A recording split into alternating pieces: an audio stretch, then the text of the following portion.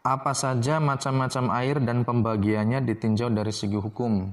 Jadi yang namanya air itu kan alat untuk bersuci. Nah, air itu terbagi menjadi beberapa macam kalau ditinjau dari segi hukum. Yang pertama ada yang namanya air itu air thahir mutahhir, air yang suci dan dapat mensucikan. Kemudian yang kedua ada yang dinamakan dengan air yang suci dan mensucikan tapi makruh digunakan. Kemudian yang ketiga ada yang dinamakan dengan air thahir ghairul mutahhir, air yang suci tapi tidak dapat mensucikan. Dan yang keempat ada yang dinamakan dengan air mutanajjis atau air yang terkena najis. Nah, untuk air yang thahir mutahhir, air yang suci dan mensucikan itu dinamakan dengan air mutlak. Air mutlak itu contohnya apa? Contohnya adalah air hujan, air sungai, apalagi air sumur, air salju, air embun. Itu kita boleh menggunakan air-air tersebut untuk bersuci. Secara zat air tersebut itu suci dan dapat mensucikan suatu benda. Nah, kemudian ada yang kedua yaitu air yang suci dan mensucikan tapi makruh digunakan. Contohnya adalah air dalam suatu wadah yang wadah tersebut itu bukan terbuat dari emas dan perak. Kemudian air tersebut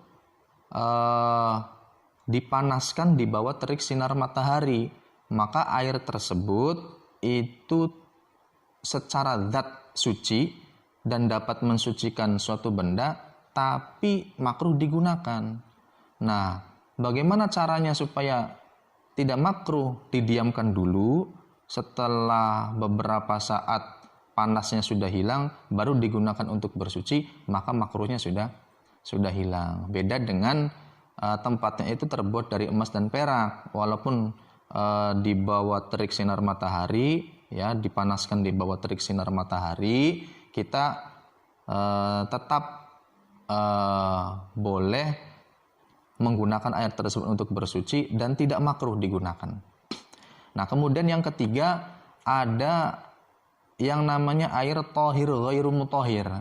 Air thahir ghairu mutahhir itu air yang suci tapi tidak dapat mensucikan. Secara zat air tersebut itu suci tapi tidak mampu mensucikan suatu benda. Contoh, semisal ada air tersebut kurang dari 2 kula, kemudian sudah digunakan untuk bersuci, maka air tersebut itu tidak boleh digunakan untuk bersuci yang kedua kalinya. Karena apa? Karena sudah dalam kategori mustakmal atau sudah digunakan.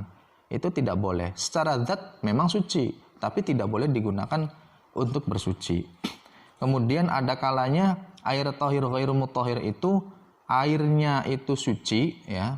Airnya itu suci, tapi karena tercampur benda yang suci, kemudian sampai merubah sifat-sifat air tersebut dari segi warna, bau ataupun rasanya, maka air tersebut itu walaupun secara zat itu suci, tapi dia tidak mampu untuk digunakan untuk bersuci atau tidak mampu untuk mensucikan suatu benda. Dan yang keempat itu ada yang dinamakan dengan air mutanajjis. Air mutanajjis itu air yang kurang dari 2 kullah kemudian kejatuhan najis. Walaupun tidak berubah sifat-sifat air tersebut, tetap air tersebut tidak boleh digunakan untuk bersuci. Kemudian ada kalanya air mutanajjis itu air yang lebih dari 2 kullah kemudian kejatuhan najis.